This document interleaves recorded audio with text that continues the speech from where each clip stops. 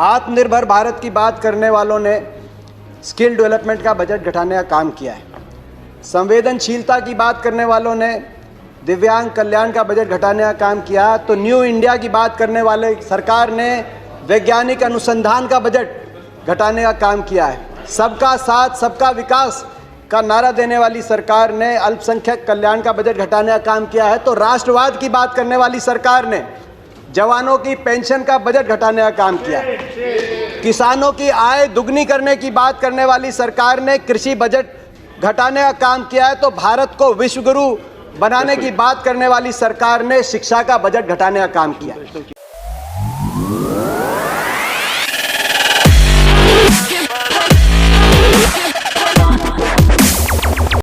भाजपा सरकार के लगभग 7 वर्ष के कार्यकाल में अर्थव्यवस्था के क्षेत्र में कथनी और करनी में इस सरकार के बड़ा अंतर रहा है और ये बजट भी उस कथनी और करनी के अंतर को चरितार्थ करता है। आत्मनिर्भर भारत की बात करने वालों ने स्किल डेवलपमेंट का बजट घटाने का काम किया है। संवेदनशीलता की बात करने वालों ने दिव्यांग कल्याण का बजट घटाने का काम किया। तो न्यू इंडिया की बात करने वाले सरकार ने वैज्ञानिक अनुसंधान का बजट घटाने का काम किया है। सबका साथ सबका विकास का नारा देने वाली सरकार ने अल्पसंख्यक कल्याण का बजट घटाने का काम किया है। तो राष्ट्रवाद की बात करने वाली सरकार ने जवानों की पेंशन का बजट घटाने का काम किया।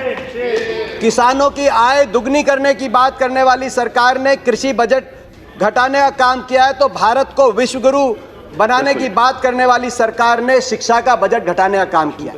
मगर ये कथनी और करनी में अंतर केवल इस बजट तक सीमित नहीं है। 7 साल का कार्यकाल इसका गवाह। बड़े बड़े नारे दिए गए। नारा था कि 2 करोड़ रोजगार हर साल देंगे, 14 करोड़ मिल जाने चाहिए थे 7 साल में। मगर यही सरकार है जिसके कार्यकाल में पिछले साल 70 साल में सबसे अधिक बेरोजगारी के दर को सरकारी आंकड़ों के माध्यम से NSSO के सर्वे ने दिखाने का काम किया। मगर 70 साल का केवल अकलौता बेरोजगारी का रिकॉर्ड नहीं तोड़ा।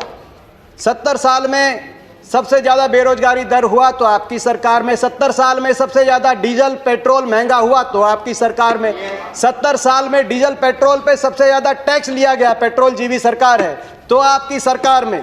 70 साल में रुपया डॉलर के मुकाबले में सबसे नीचे गिरा, सबसे रुपया सस्ता हुआ तो आपकी सरकार में। 70 साल में NPA के माध्यम से बैंक का कर्जा सबसे ज़्यादा डूबा गया तो आपकी सरकार में। और 70 साल में गरीब अमीर के बीच में अंतर सबसे ज़्यादा बढ़ा तो आपकी सरकार में। 1% सबसे अमीर व्यक्तियों के पास 73% संपत्ति।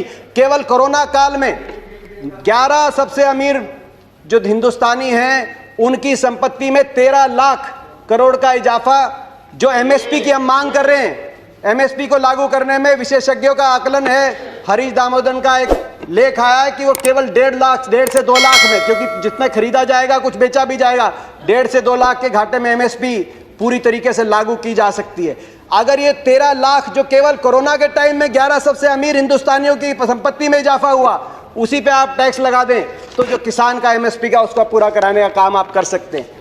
उम्मीद थी कि ये बजट किसानों को समर्पित होगा, क्योंकि जब आपकी अर्थव्यवस्था डगमगा गई थी कोरोना में तो किसान अपने हल को लेकर निकला था, ट्रैक्टर का स्टीयरिंग पकड़ के निकला था और अर्थव्यवस्था को बचाने का काम किया था। उस समय आपकी भोजन की व्यवस्था अबाधित किसान ने देने का काम किया था। लेकिन कृषि बजट को ही आपने घटा दिया 8.5%। कृषि कानून पे बड़ी चर्चा हुई। ये कहा गया कि आंदोलन के बारे में बात करिए, इन कानूनों में काला क्या है ये हमें नहीं बताया गया। मैं 2-3 बातें उसमें भी बताना चाहता हूँ काला क्या है।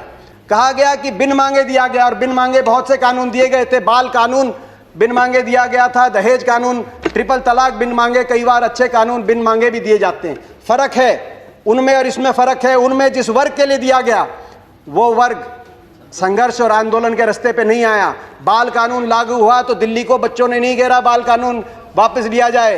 दहेज का कानून आया तो महिलाएं धरने पे नहीं बैठी कि हमें दहेज देना है। मगर यहाँ जिस वर्ग के लिए आपने दिया वो वर्ग आज आपके दरवाजे पे आया, दिल्ली के आसपास लाखों की तादाद में बैठा है।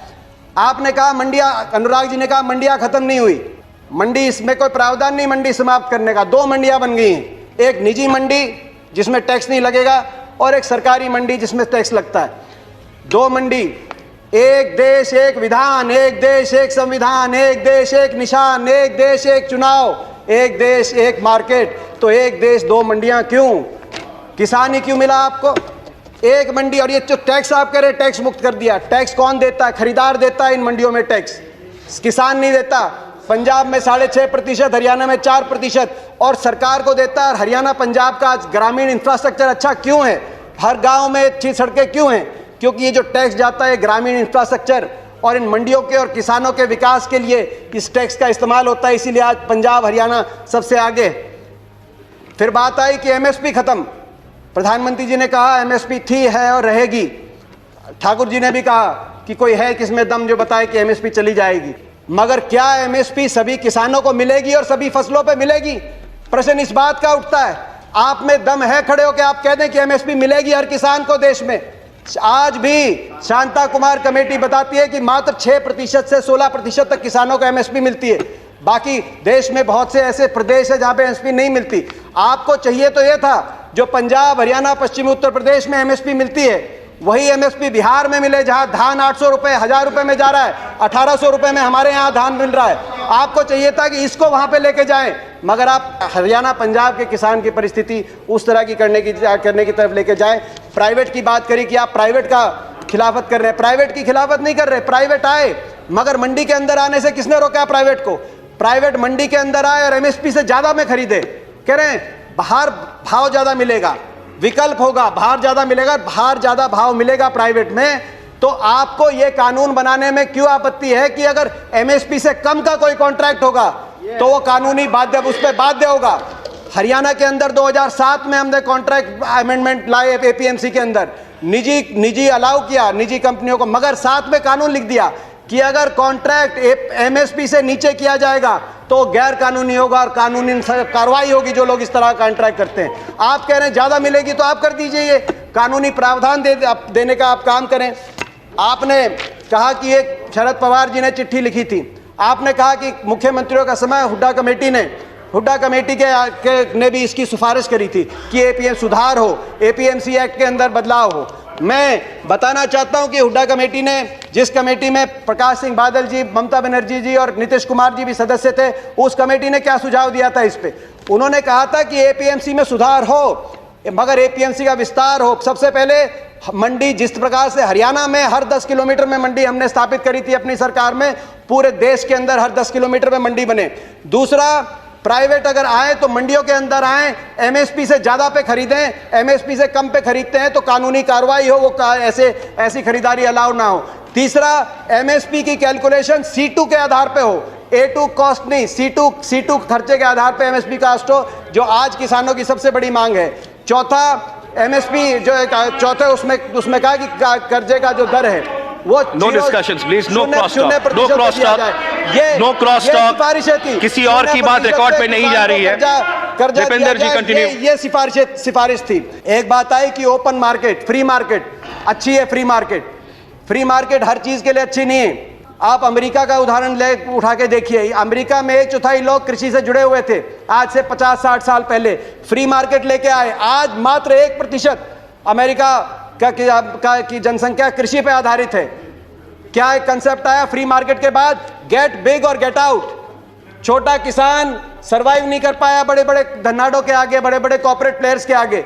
आज अमेरिका के अंदर 450 एकड़ की जोत वाला एवरेज किसान के पास। हिंदुस्तान की तो है किसान की एवरेज जोत आज मात्र 1.7 एकड़ है। हमारी तो 50% आबादी कृषि क्षेत्र पर निमंत्रित है। ये कैसा मुकाबला करेंगे बड़े कॉर्पोरेट्स का? गेट बिग और गेट आउट। ये गेट आउट होंगे तो कहां जाएंगे? क्या हमारी अर्थव्यवस्था अमेरिका की तरह?